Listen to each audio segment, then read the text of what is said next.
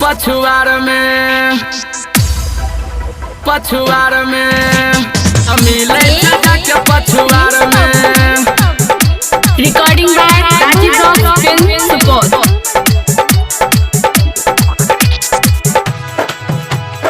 मिले जाके पछुआर में मिले न जा छोड़ी पढ़े के बहाना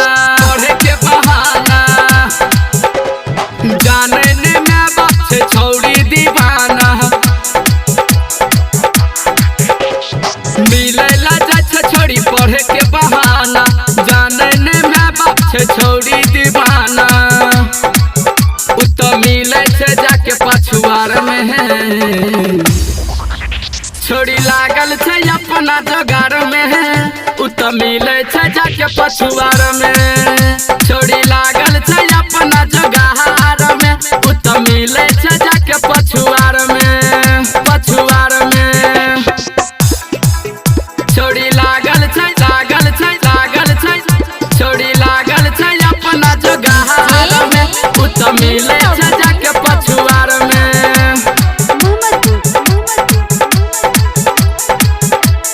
मिले छे जाके पछुआर में छोड़ी लागल छे अपना जोगार में। छोरा के प्यार में छे छहुरी ही पागल रात दिन रहे छे फौने पलागल छोरा के प्यार में छे छहुरी ही पागल रात दिन रहे छे फौने पलागल। लागे न छहुरी के कनियत लाज कहर न घरवा के एको काम काज लागल छे अपना जोगार में छोड़ी रहे छे हरदम सिंगार में। लागल छे अपना जोगार में छोड़ी रहे छे हरदम सिंगार में।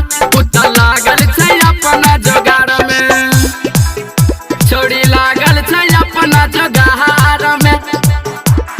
मिले छे जाके पछुआर में